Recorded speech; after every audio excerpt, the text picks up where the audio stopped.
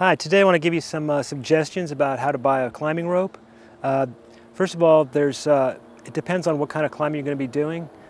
Generally in Europe, a lot of times they'll use double rope technique, in which case you'll buy a 9mm rope or two 9mm ropes, either one that's about 300 feet long or two that are 150 feet long.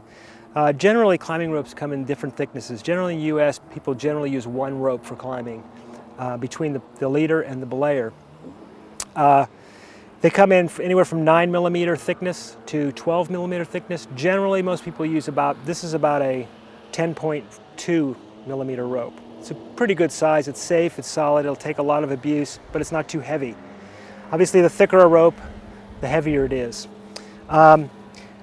Pretty much rock climbing pitches are approximately 150 feet long, so I suggest buying a 60-meter rope. Generally, ropes come in 50 meters, which is about 150 feet, to 60 meters, which is about 190 feet. You can get 70-meter ropes, which is over 200 feet.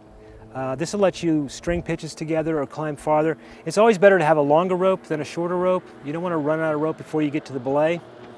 It's a good idea to talk to someone if you don't have a lot of experience. You know, it's kind of like buying a gun. I mean, you can get in a lot of trouble with a rope, so it's good to research it, talk to somebody that's very experienced. Climbing ropes generally need to be dynamic. There's something called static ropes, which don't stretch at all. For rock climbing, you want a rope with stretch, called a dynamic rope, so that when you fall, it absorbs some of the shock. If you fall with a static rope, it'll probably cut you in half and pull your protection out.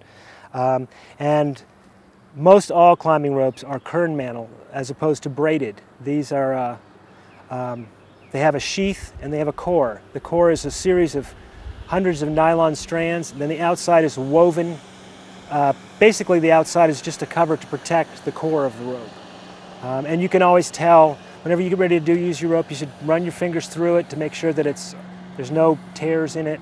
And always inspect your rope on a regular basis.